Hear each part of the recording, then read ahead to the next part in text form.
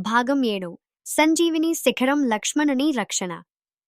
లంకా యుద్ధం ఉగ్రరూపం దాల్చింది. రోజుకో శక్తిమంత రాక్షసుడు రంగప్రవేశం చేస్తూ మానవ సేనలపై మాయా బాణాలతో దాడి చేస్తున్నాడు. అందులోనే రావణుని కుమారుడు ఇంద్రజిత్ అనే మాయావి అస్త్రజ్ఞుడు తన ఇంద్రజాలంతో యుద్ధాన్ని గందరగోళంగా మార్చుతున్నాడు.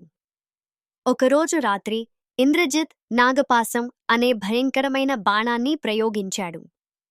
ఆ బాణం వల్ల రాముడు, లక్ష్మణుడు సహా అనేకమంది వీరులు బంధించబడ్డారు. అందరూ కదలలేని స్థితిలో పడ్డారు. స్వయంగా గరుడు ఆకాశంలో ప్రత్యక్షమై నాగపాసాన్ని విడదీశాడు. కాని షార్ట్లీ ఆఫ్టర్ ఇంద్రజిత్ మళ్లీ అపారమైన శక్తితో లక్ష్మణునిపై ప్రత్యేక దాడి చేసి అతన్ని తీవ్రంగా గాయపరిచాడు. లక్ష్మణుడు ఊపిరికూడా నిలిచిపోయినట్టుగా నేలపై కుప్పకూలాడు. రాముడు భయభ్రాంతులకు లోనయ్యాడు. సహా వీరులు విషాదంలో మునిగిపోయారు.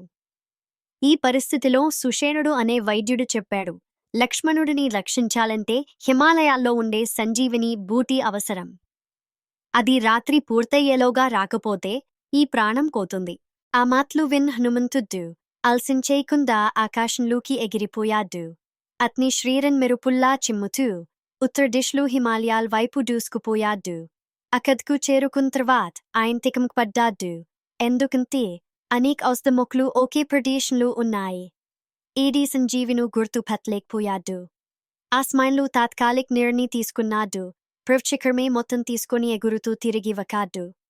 ఇది భూలోకంలోనే కాదు, స్వర్గంలో కూడా ఆశ్రయం కలిగించింది. ఆ ఔసర్గిరిని తీసుకొచ్చి సుసీనుడు శ్రైన్ మూలిక్ను తీసుకొని లక్ష్మణునిపై ఉపకారం చేశాడు.